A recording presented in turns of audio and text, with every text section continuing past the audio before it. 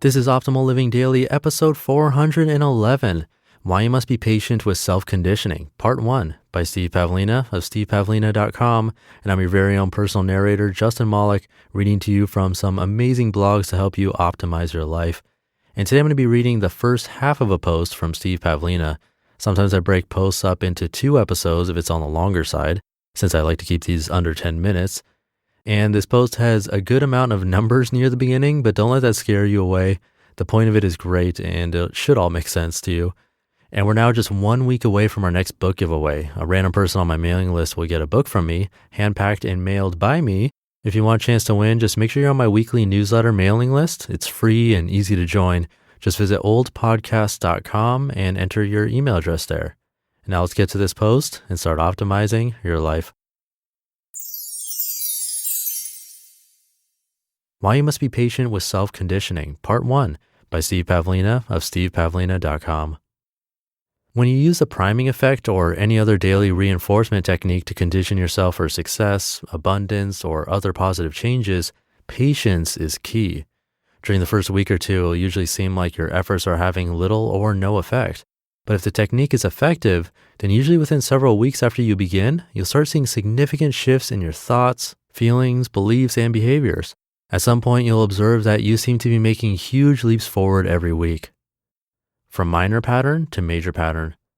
Let me give you a simple explanation of why daily conditioning seems to be ineffective at first and then quickly picks up steam and often leads to a tipping point whereby you eventually find yourself in a whole new reality. Suppose that your initial goal starts out as just an idea in your head.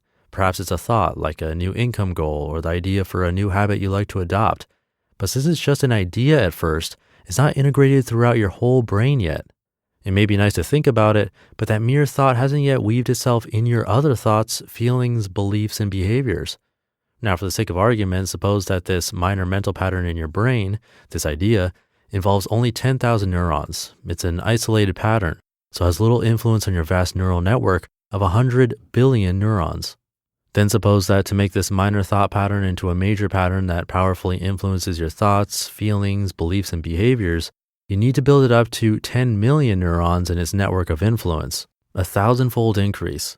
And suppose that if you achieve that 1,000x increase, the pattern will be well integrated into your whole being. So if the pattern is an income goal, you'll find yourself doing whatever it takes to achieve it. If it's a new habit, you'll find that the habit is successfully installed and is congruently integrated with your other habits. A 1,000-fold increase. To get a 1,000 times increase in a neural pattern in a time span of only 10 days, you'd have to double the size of the pattern every day for 10 days straight. 2 to the power of 10 equals 1,024, which would probably be completely unrealistic. But to get a 1,000 times increase over a more lengthy interval, the neural pattern can expand at a slower, more sustainable rate. For instance, to increase by a factor of 1,000 over 90 days, the neural pattern only has to extend its influence by about 8% per day. That may be doable. Note that with an 8% increase per day, on day 1, you'll only add 800 neurons to the pattern, 8% of 10,000. That's a puny gain, so you may not notice much effect. The results aren't coming through yet. Your behavior seems unaffected. On day 30, you'll add 7,454 neurons to this pattern for a total of 100,627 neurons. That's a 10x increase from when you started, but it's only 1% of the way to your goal of a 1,000x increase. Imagine doing daily conditioning for 30 days straight and only seeing 1% of your desired results thus far. You're going to need some patience to continue. On day 60, you'll add 75,005 neurons to the pattern's still expanding network for a total of 1,012,571 neurons involved. Even after 60 days, you're still only 10% of the way to your goal. What if you were to give up now and proclaim that the technique you're using doesn't work well enough? You'd be giving up right before a massive tipping point. By the end of that 90-day time period, you'll be adding 754,752 neurons to this pattern in 1 day, finally passing 10 million neurons total for the pattern. Note that 90% of the pattern's growth happened in those last 30 days, with the first 60 days only getting you to 10% of your goal. The gains you'll be seeing in those final 30 days will be staggering relative to what you saw during the first 30 days. Daily conditioning and exponential growth. I've been seeing effects like this with a variety of daily conditioning methods, such as listening to positive audio programs every day or reviewing my goals every morning. At first, it seems like there's little or no effect, but with enough persistence over a period of months, it's quite possible to suddenly tip into a whole new level of experience. Eventually, that little pattern that was once just an idea becomes dominant enough to start influencing thoughts, feelings, beliefs, and behavior congruently. This was the number one strategy I used to earn 2 college degrees in 3 semesters. I listened to motivational and time management audio programs for about 2 hours per day. I kept up that conditioning throughout all 3 semesters. I noticed that whenever I slacked off, other people's limiting beliefs began to influence me, as did my own past programming, and I'd start feeling more stressed and have doubts about what I was doing. But when I returned to my conditioning regimen, mainly by listening as I walked from class to class and to and from school each day, I strengthened the thoughts, feelings, beliefs, and behaviors that aligned with my goal. I seriously doubt I'd have been able to achieve that goal without that daily conditioning. Usually when I do this type of daily conditioning, I notice only very subtle or negligible changes during the first week or two. I may notice that I'm thinking about the ideas a little more, but that's about it. My behavior seems unaffected. But after about 2 to 4 weeks, I start noticing some small shifts. I may take a few small actions that align with the conditioning, but they're very subtle. And that's a good sign, but these shifts are still too trivial to make much difference by themselves. Then after 4 to 6 weeks, the shifts start to pick up steam, with observable changes happening every week. It's very rewarding to watch this play out over time. Finally, after 10 plus weeks, at some point, I noticed that whatever I was conditioning now seems like no big deal. I'm already doing it. I often don't notice the shift when it's happening, but when I'm past that point and looking back, I realize, oh yeah, I guess I achieved that goal somehow. Interesting.